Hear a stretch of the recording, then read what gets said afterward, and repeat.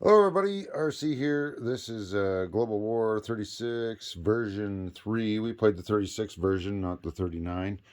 Um, Operation Crimson Tide is completed. I'm just going to first go over a few things about how positive I feel about my opponents and teammates in this game, and then I'm going to go into some nitty gritty detail on some boring strategy things and my opinions on some of the expansions we used, etc. And yeah, so I'm going to go over my teammates first, or sorry, my opponents first. Although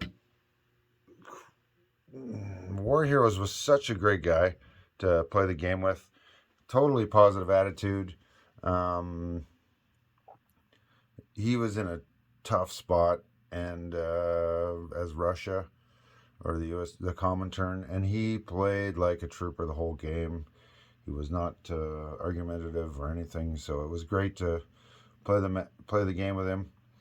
Um, I could tell throughout the game that he was relatively new to the game, and yeah, there's a few things I'm sure he's learned through this. I learned some things through how he played as well, um, on how aggressive Russia can be against Japan if it really wants to be, with not that many units. So he did a great job of that. Same with the CCP.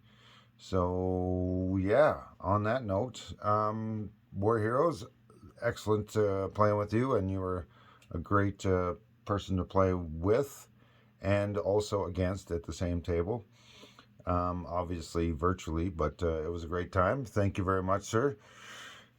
All right. Then our major allies players here. We've got Sky Marshal, who took over everything a few 2 or 3 turns ago, and he's been playing like a trooper too. There's no negative attitude or anything like that. It was been great playing with him. Um, he's been the U.S. and then also the Commonwealth and the French at the end here. So great, great to play with him as well. I enjoyed playing with him. Um, yeah, so that was a lot of fun, and thank you, sir. Now, for my team, we had Hilltop Pillbox playing Italy, and he did manage to successfully gain Greece, or sorry, not Greece, Turkey, and he played a great game. Very positive attitude, lots of cooperation throughout the team here. Paid attention to what everybody else was doing and gave us some tips, tricks, and pointers on, hey, maybe you want to do this or look out for that. And man, it's hard to play Italy and not attack. But our opponents put us in a position where Italy had two choices. It could either sit off to the side or commit suicide. So either on land or sea. So at the same time. So he did a great job of just staying put and not getting involved. And had the game progressed a few more turns, I have a feeling that the Allies would have been forced to do something with their units rather than wait for Italy to join and kill it. And that would have given Italy the opportunity to do something. But at the same time, he managed to successfully take over Turkey, and Turkey, it was a bit of a tough nut there. So he ended up successfully taking out Transcaucasia in Russia there, giving him 2 factories. And with the Italians sitting out of the war right now because it would be suicide to join, they've started lend-leasing an aircraft return to the Turks. And then the Turks at the same time had the income and the factory space to build $8 worth of units a turn, plus in either 1 or 2 units. So yeah, the Turks are probably could have become a major force down here had this continued. Um, and then General Hand Grenade played the Germans. He played an excellent game. Same thing, like we were all three of us conversing with each other. We all had autonomy over what we did with our own nations, but it was a very positive council where we, maybe you should look out for this, this could be a problem. Make sure you're looking out for that. Hey, that's a great job. Let's speed it up, slow it down here. Maybe wait a turn, maybe don't wait a turn. All that stuff. We were all collectively having these conversations. So, and we were playing the big picture game the whole time. We weren't really fussing around about points and, oh, this is a point, we need the point, and any of that stuff. We played the economy on the board, like these little red numbers you see. That's what you buy your units with. We played the economy on the board. We played the units that were on the board and where they were placed rather than where the points were. And we also played our opponents as to their tendencies to either attack or defend or do certain things. And I think overall we were rather successful. Now, our opponents were very tough to play, and I'm not knocking them at all. It's just the way this game transgressed with certain purchases, certain times when attacks were made, declarations of war, stuff like that. It all, like every one of these games is unique, so you can never mimic the same game twice.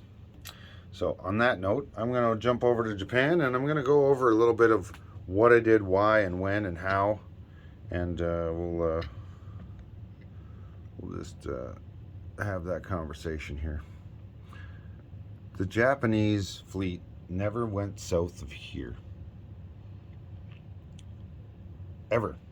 I mean, I had a sub that went down. Oh, no, sorry. I did bring some boats down into Sea Zone 88, where this destroyer is off of Siam. One, because I aligned some boats there, but two, also to cut off some Lend-Lease opportunities to the KMT. But that was it. And what I was really doing there was trapping this infantry on the island so it couldn't move to Kwangtung and join the other KMT forces. Although that is now over, so that infantry could leave if it wanted to on the narrow crossing. So our overall strategy was to keep America out of the war as long as possible. The Americans, Sky Marshal there, he got some really fluky rolls there with the American income, and you can't predict this stuff, right? He could have gone up $4 with 4 ones, but instead or 4 or 5 ones, I can't remember how many turns it was, but instead he went from 16 income all the way up to somewhere in the mid 50s, 55 in 4 turns. So I mean, you can't predict this stuff. Had he been a little bit slower, my gameplay would have been different, but unfortunately some things happened, so there you go. So my whole point of this game here was we were playing the China at War expansion, and that kind of changes up some of the abilities to receive Lend-Lease. It increases it for both the CCP and the KMT. It allowed for a Russian plane that was already on the board to be used via Lend-Lease, but they could take it back whenever they wanted by the KMT, and the Americans had the same option. So there was a little bit of extra fighting power in the KMT this turn, or this game, I should say. Also, there was the ability to Lend-Lease supply tokens, which would upgrade a militia to an infantry by the Allies or the Comintern. They also had the option where they could fly in one supply token via an air transport or cash. I think it was $2 cash. And these things are like drips in a bucket, but you add them up, and there was quite a bit more bang for your buck in China. So I did not have anything negative to say about the expansion. I left them alone for 3 turns, maybe 4, hoping that they would start engaging in some form of, battles amongst each other. But like the typical game here, they did not. Um, Tactically, probably a smart decision. However, had they been engaged with each other in a more productive way, I may have skipped China completely. But it is what it is. Looking back on how I played, there's not probably, there's definitely different things I would have done in the starting turns of the game where I could have amassed more troops and been more effective in taking out Yunnan sooner by taking a different tack. But at the same time, I don't hate what I did. So my whole purpose in here was to try to get the Allies to lose as much money as possible in China. So my main focus was fighting the KMT. The CCP, occasionally I had to just come out and take a few bucks off them off and on, just because they were making it difficult for me to maintain my fight with the KMT. And yeah, my whole point there was to do a probing attack, give them something to attack me on the coast, and then wipe them out. Give them something to attack me on the coast and wipe them out. Because I had this large fleet that could throw in some bombardment shots. I had a large air force where they had a very relatively small one.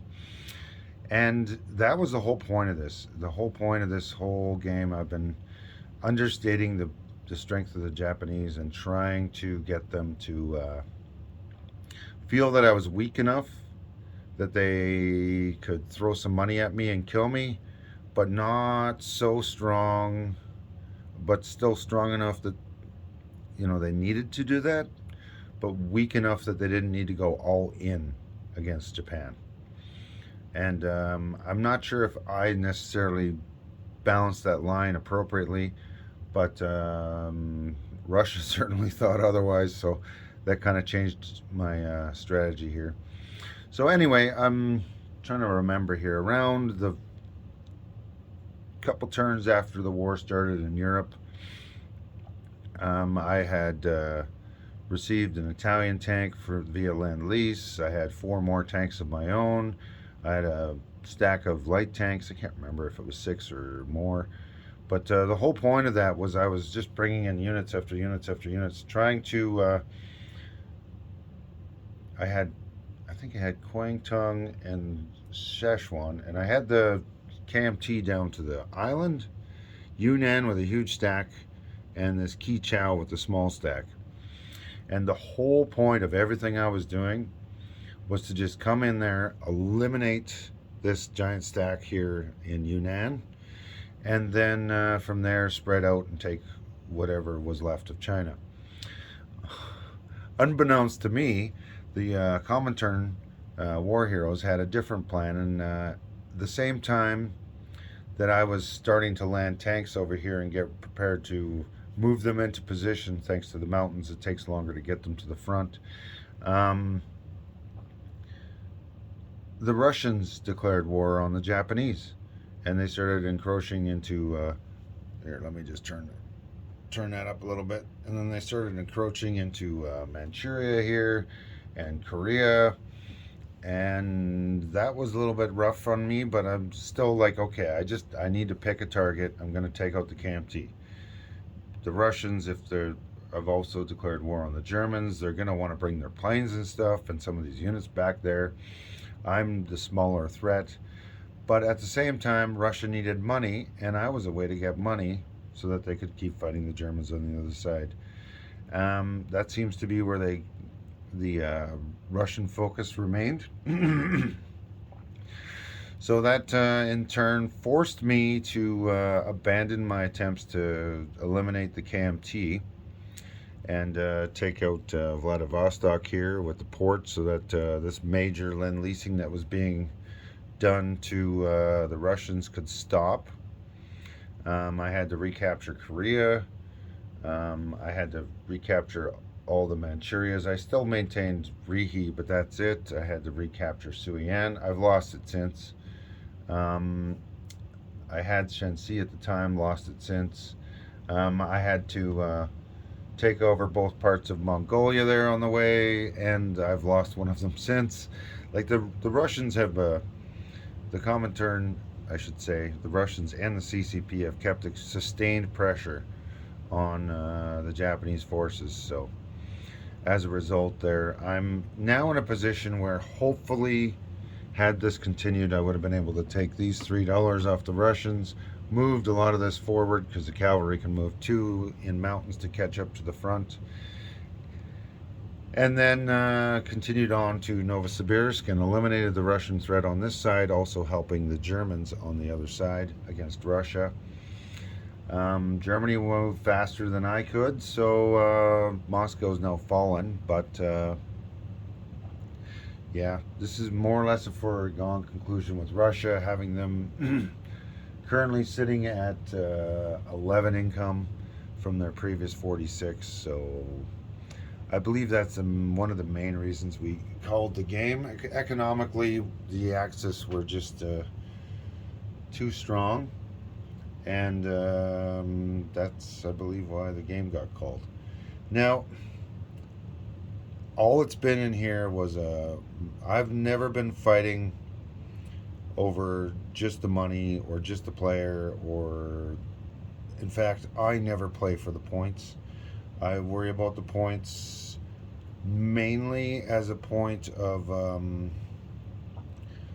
as I'm progressing through a game, strategically taking what I need, what's important, and then from there you can gather up your points as needed, as necessary.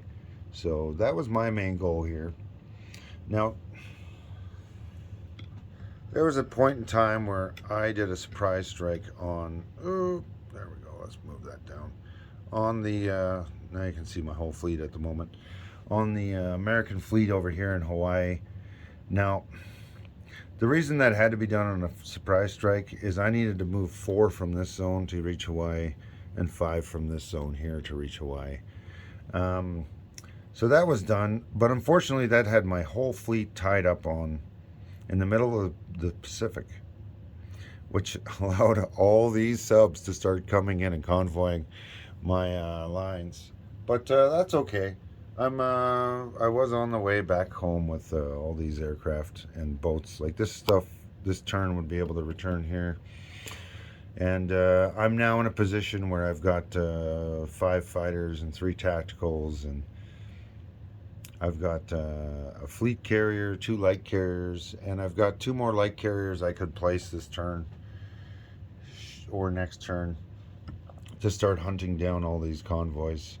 So I should have been able to eliminate the ability to hit one of my lines this turn, and then next turn started working my way down to eliminate these subs. Provided, of course, the Americans did not build a major fleet on this side again, or I'm just going to move you over. The British did not add to this little fleet they have on this side, with a lot of those boats that are currently parked down there in the Mediterranean, holding the the Italians hostage. So that's basically what the whole gist of my gameplay was here. And yeah, it was all about trying to appear weaker than I was, trying to only use strength when I had overwhelming odds, trying to play the slow, patient game, keep the Americans out of the war, eliminate the KMT, then eliminate the CCP, and then from there move on to the Dutch Islands, and from that potentially on to other targets, depending on what my opponents were doing. Um, Russia changed that with an attack on me and forced me to attack the Russians in order to maintain any income at all. And it was a hard choice. Do I take back, the $11 that or the $9 in Russia, the $2 in Mongolia for 11, or do I wipe out all my units trying to get a dollar out of Yunnan and a dollar out of Hainan Island? Um, Plus, at the same time, I'm sure you can notice that there's American tactical bomber in here. There's 4 French infantry. There's a bunch of British FEC Gurkhas and airborne that are creeping their way in a continuous line of units into China. China, for me, I think is now a lost cause. Is Japan, and had this progressed, I would have evacuated China minus one location. I would have kept one location somewhere in China just to prevent them from being capable, or one or two locations anyway. I just needed to keep them down so that they didn't get enough income to become a major power. And by allowing themselves to start spreading out as they fan through China, I was hoping that I would get a opportunity to do an amphibious assault somewhere and break it up and make them start playing the hunt down Japan game somewhere else. But that never came to fruition. But this game is basically over by the economies, and there we sit. So it is how it is. I mean, we played a really aggressive Russian hunt down with Germany. Sorry, yeah, General Hand Grenade did. He didn't focus too much on building navy or going after a sea lion attack. That was an inappropriate timing at the time. It's different if you have an engaged Russia that's busy doing something else. But when Russia declares war on you, you got a choice. You either take it out or you let it grow and take you out. So that's what we did. All right, let's go over these. That's the general thing here. So yeah, because Germany was doing so well, Japan was kind of in a point here where I'm just trying to gobble up as much money via Lend Lease to the KMT. Like the KMT just received a jet fighter that's $12. I mean, that's 12 American dollars that aren't landing on the shore somewhere else. Though I am fighting them directly here, so it's kind of a cost benefit thing. It's for us, it was more valuable to fight it here rather than have the Germans fighting it on the coast until Russia was eliminated. So that's the plan there. Let's go over some of these expansions. China at War. Really liked it. It did make it a little tougher on the Japanese, but not so much that the Japanese don't have a chance. Had Russia stayed out of it, I'm fairly certain that within a turn or two, I would have been able to eliminate the KMT and then move on to the CCP and leave China with most of my forces.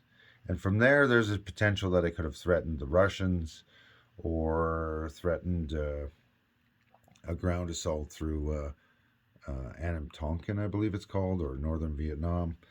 And these things were, kind of the way I was thinking about things. And that never came to fruition. So that's the part of the game that's interesting. You got to be flexible and play the game as it lies on the table, not as you wish it to be in your head. If you go into a game with a solid strategy that is unbending, it's difficult to be flexible and move on. So yeah, anyway, this China at War expansion, really liked it. There was a little bit of confusion with Russian invasion into Xinjiang and how that was going to change things. It's not a bad option. It's just when War Heroes did it, there were some aspects of the move that we didn't fully understand the implications of in further turns. So we allowed the the evacuation by the Russians and the give over to the CCP. That is not in the rules, but that was a gentlemanly agreement to allow somebody who made a decision not fully comprehending the odd rules that were in an expansion, and we got clarification after the fact, right? So had we known in advance, that would not have been permitted to take it back. But it's not a bad option. It's just not the option that he would have chosen at the time. So there we go. That's one option that happened there. Now another thing, all this land leasing, the the supply tokens, all that stuff. It was a huge advantage to sucking up a lot of Japanese money and time and energy in China. China's always a tough nut, but this one made it a little bit harder, and that's okay. It's not a horrible thing. And should the two parties have decided to declare war on each other, it did balance it out a little bit where the KMT had more units, but they had the runaway problem. The CCP had less units, but they had a new opportunity to align some of the warlords so that they didn't automatically all become KMT when China got invaded by Japan or somebody else. So both of these things were, more balancing for China. Maybe some of the land leasing is a little bit extreme, but a lot of this is basically stuff that I had house ruled or similar things that I had house ruled into some version 2 options just to give China a little bit more relevancy and level the playing field between the CCP and the KMT, because I know it's historical, but it's a game too, right? Like if you just follow history, then okay, we know what happens, so why play it? Anyway, there's that one. Another expansion, the Colonials. Now, I'm just going to pan this around a little bit here. There's a colonial here for China or for Japan in the cavalry there. I got another mountain infantry colonial here. It came out of Korea. And I had one more available somewhere in India.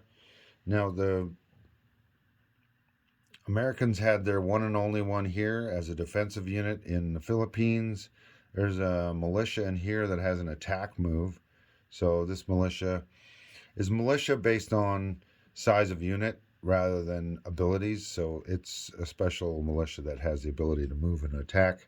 Very similar to these Canadian units, which have lower attack and defense values, but still have the ability to act as though they're infantry. There's a pair of colonials here that were built in India. All right, I'm just going to lock this in here a little bit. I'm going to move you around a little bit, so apologies if you get a little dizzy. Now there's another colonial that can't leave the Solomon Islands, but it made it hard to take those. Now, if we jump into Africa, there are colonials everywhere, which is a good thing. I actually appreciated the colonials being in Africa. The British, I think, have 2 colonials that they lost and they could rebuy.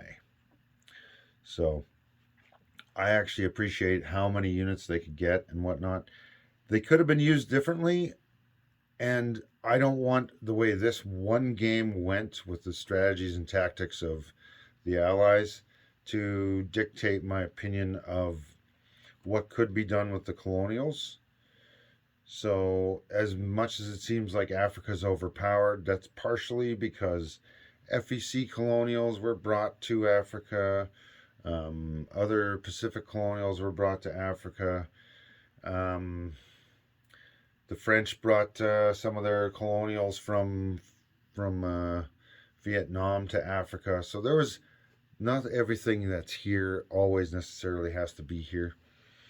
So just so you know, like what have I got here? The Italians have 2 cavalry over here. They got another 3rd cavalry there. They've got their 4th unit is a medium tank that ignores deserts for all purposes, like movement and attack and defense values. And then they have this airborne up here in northern Italy that is part of their colonial expansion that came with a free air transport once, right? So not a bad deal. And then we got the French here. They've got the Moroccan Gormiers. I'll go into detail on them. A couple of cavalry and other infantry, third infantry, and then a third cavalry, right? So not tons of stuff, and they're not super powered or anything, but it gave some incentive to play a little bit more of the colonial game in Africa, and the numbers being skewed a little bit more to the Allies, like the French and the British versus the Italians, made sense due to the spread of who had what colonies where at the time of 1936, right? So not an unreasonable option. Um, I've noticed that in some of my comments and whatever, there's been a little bit of controversy about the Moroccan Gormiers unit. Now, I actually don't hate the fact that the Moroccan Gormier unit itself does not become Vichy. And even if, say, the territory had become, say, let's throw this out as a possibility, had all these other units gone Vichy, but the Moroccan Gormiers had not gone Vichy, then there would have been a fight here, and this guy would have been eliminated. I did like the fact that we were playing with, we were doing a little bit of a play test for the designer of the expansion, and we allowed the Moroccan Gormiers to have to stay in Africa, but wherever they were, the land and all units in the land would not be rolled for Vichy. I actually appreciate that. I just think that in this game, the extreme was done with that, where almost every unit that the Free French had was all brought to one location and stacked up with the Moroccan Gormiers. Not that I like the fact that you could do that somewhere in Africa, but I think that doing every unit that you could possibly get your hands on was a little bit extreme, because they brought all the aircraft out of France. They brought units out of Vietnam over here. They brought all the units that they could all into one spot and just collected them all together, and then had the Vichy roll no units, which is fine, but they just sat here. This whole game, they kind of just sat here. They're like they fluked out, and they got a little bit of a navy and some transports, but not enough navy. And the German Air Force and a couple of subs and along with the Vichy fighter and a couple of Vichy boats, made short work of the French Navy. And in order for this to be a viable option, I think less is more. Do it in moderation, because the French didn't have enough units in France itself to make enough of a difference. There we go. Let's move you over here so you can see most of what's going on here. Like, the French had a ton of units in here, but the Germans only lost maybe 5 infantry. It could have been 4. It might have been 5 in total, eliminating all of France and then initiating the Vichy rolls, because the medium bomber, the fighter, the artillery, I think maybe even a couple of infantry had vacated France.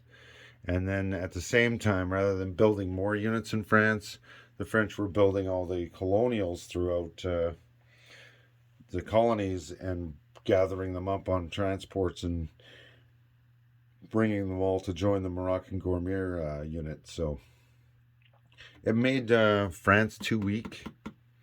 I think it might have been possible to do the same thing, but only in moderation down here. And it doesn't necessarily have to be this location, but somewhere in Africa in moderation, and still make Germany have to fight and lose a bunch of units in taking over France and Paris, because that was a bit of a deciding factor in how easily Russia fell. because Germany had a little bit of a kicked up advantage of having lost no units, so they didn't have to replace anything before they started moving into Russia. All right, so that's my colonial expansion opinion. I think it's a good expansion. I just think that maybe it was one of the aspects of it were a little bit overplayed. And in this game as well, let me just pan over here a little bit. As you can see, the Italians are absolutely surrounded by scads of French, scads of British, and then the same thing's going on down here in Abyssinia. There's scads of French and British surrounding them, and then with the navies.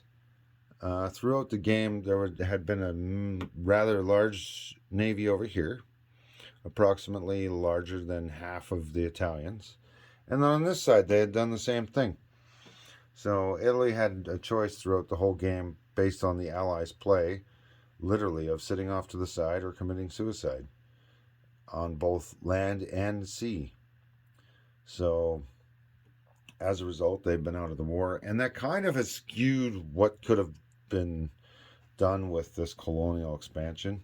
So I don't want to make a firm thing saying that it was a waste and there's so many units just sitting in Africa, because some of these units came from other locations than Africa, and they could have done something else, but they did very effectively hold down the Italians and keep them out of the war. But at the same time, by Italy staying out of the war, they held down all these units and kept them out of the war somewhere else. So there's, like I said, pros and cons. Play the game, play the player, and play the units or the economy. And this was a little bit of all three, and sometimes transition your strategy. Though I can't fault Sky Marshal for this. Right around the time that the war was starting to kick off, and Japan still wasn't at war with the British. Japan was only at war with China and Russia. Germany was at war with Russia, Britain, and the French, and Turkey hadn't aligned yet when Sky Marshal took over the Allies. And it's a lot of work to take over somebody else's buys, troop placements, and whatever, and get into the swing of things and figure out what's going on mid-game, especially at such a high transition point where, you know, new major powers are just filtering into the major battles of the game. And yeah, he did a great job. However, you know, it's always difficult when you have two different people playing the same power in the same game and transition. I've had that in my personal games at home rather often, and somebody may have had a really good strategy or something totally different planned for those units, and then as time moves on, the opportunity to use those units in that way is lost because another player has taken over and didn't have the same thought process. So these things happen. What other ones? Okay, same designer. We had Latin America at war. I don't hate this expansion at all either. I actually really liked it. We did a bunch of tweaks and plays with it. Some of these things may or may not get written into the rules. Some different things might get written into the rules. We're just basically doing a little bit of a play test and some feedback for the designer of the expansions here. So don't take what happened in our game to be this is the gospel new rule, because it could change. So anyhow, as Japan, I didn't have a lot of involvement here, but I did appreciate the fact that we kind of tweaked the rules a little bit so that either Japan or Italy, one or the other, had the option to also lend lease something to the Argentinians, while the Germans always could. And then the Americans could lend lease something to the Brazilians every turn, but either the British or the French also had the option to also add in another lend lease here. It kind of brought everybody else involved in the Latin America war, like Japan and Italy and the French and the British probably never would have got involved otherwise. but it did give us a reason to, actually kind of pay attention to what was going on in Latin America. Now, understandably, that's because these two countries went to war with each other based on a random event, and there's other random events that never came up. And I'd be interested to play this one again and just see what comes up. Unfortunately, this expansion's kind of a money pit if you don't pay attention to what's going on. I only spent $3 in here. I think Italy might have spent $2, and Germany might have spent 4 or 6, something like that. And yeah, but I know the Americans. But the Americans were gonna. This is closer to their sphere of influence. They'll get access to these units as soon as they go to war with the Germans. It was a gamble, but it was also a calculated gamble because they get free extra units, free income. Like right now, the Americans are making what, 1, 2, 3, 4, 5, 6, 7, 8 extra dollars out of South America. Like their income would be at 63 right now, but they've bumped it up to 72 with the addition of this income. And they didn't even have to go anywhere, right? They had this already more or less before they even went to war. The second they went to war, it's like getting an $8 bonus plus a few extra units, right? So it's not a horrible option. And they could use the Monroe Doctrine to bring the Navy they had and some units down to eliminate somebody if need be to preserve their points. So it would give incentive for people to participate in South America. I like the 1941 war. Not 100% sure on all the details of that. That was hammered out between the designer and the two Sky Marshal and General Hand Grenades. So I don't have enough information to make a firm opinion on that. But I did like what was going on. I also like the fact that these nations didn't automatically immediately become German and Americans and kind of mess up the declaration of wars and get America involved in the war too fast, right? I like the fact that if they stayed controlled miners that would automatically align when you went to war with a major power, right? Because they would all automatically align to both factions, so they would then align appropriately. I like that. Even though Germany was at war with the British, they weren't at war with the Americans, right? So this stayed out of it until those two factions were actually at war legitimately somewhere else, and became a proxy war with Lend-Leasing and stuff, which was really interesting and brought a lot of relevance to South America that you'd not normally see. It's just a bit of a trap, so make sure you don't spend too much time, energy, and effort down there because there's other things on the board. Okay, what other ones have I done? China at War, the Colonials, Latin America. All right, Turkey. I still don't like Turkey at War.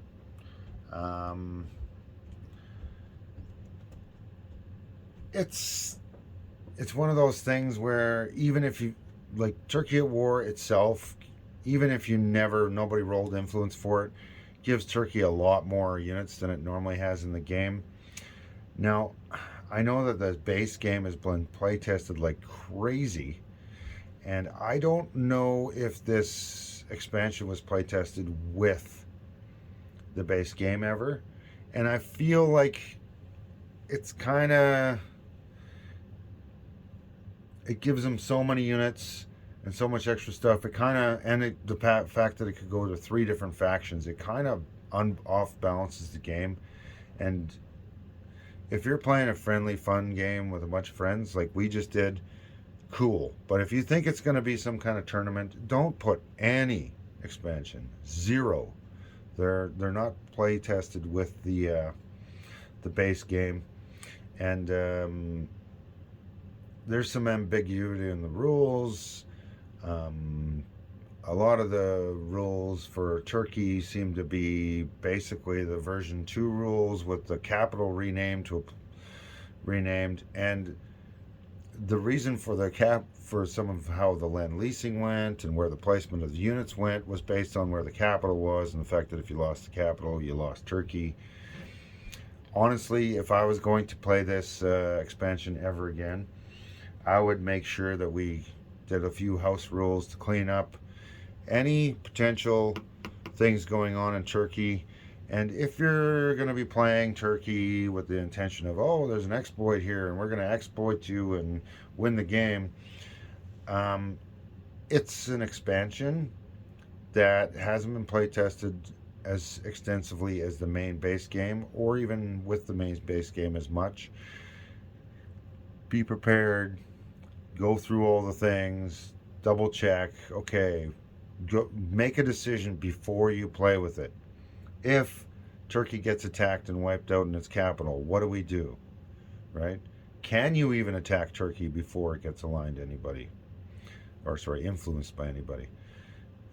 Double check that the word aligned to the axis isn't actually aligned in the base rules. It would be influenced to become a pro-axis aligner similar to Romania, but it's not actually a part of the axis until it's at war with a major power. So it's not actually aligned, right? Detail all these little details. Clarify all this stuff amongst each other before you play it. And the only way to get this really done efficiently is to make sure that you're not trying to use an exploit on each other, but rather you're discussing all the factors of the expansion openly, so that when something comes up in the middle of a game, there's nobody getting all surprised and like, what the heck, man? That I never interpreted it that way, and somebody else interprets it another way. Avoid those problems. Go through everything in advance, clean slate, open, transparent, all the exploits available that you can see. Make sure that they're all open, available, transparent. Everybody knows what's going on before you play with it. And if something comes up in through the game, discuss it in advance as it comes up. Clarify it, get some stuff. And unfortunately, if you have stuff like this going on, there's a possibility that they're going to have strong opinions one way or another. Figure out a way before you even start on anything, any game you ever play, to referee stuff like that. Anyway, Canada at War, my final expansion. I liked this expansion a lot more before it got updated recently. I think that it is a cool expansion. I'm a Canadian, so it's cool to show the Canadian effort and whatnot. But with the balance of the gameplay, I feel it is a detraction to the UK player and a serious handicap to them. And I don't like playing with it. So, but it was played, and I was not the British player, so I did not have to play with it. And I was also not the German player, so I did not get to have the extreme advantages of 2 free subs, 2 cheap subs,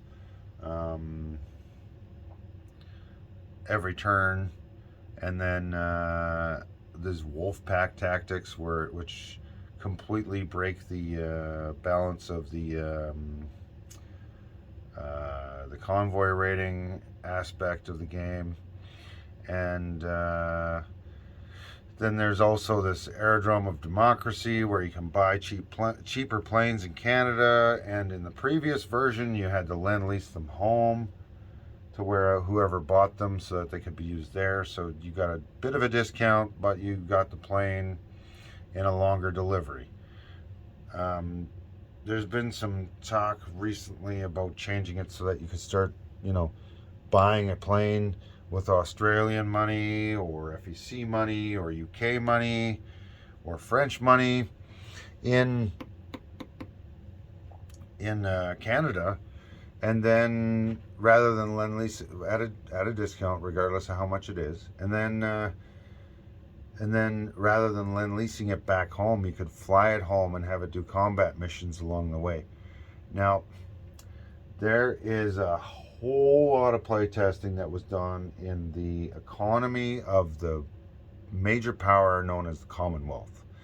And its income was split up on purpose so that it balanced the game. Otherwise, it's overpowering on one side or the other and allowing planes that were built with long distance foreign money to start operating immediately in the Atlantic or flying immediately into Europe with Australian money or FEC money is breaking the balance of the economy that is part of the base game.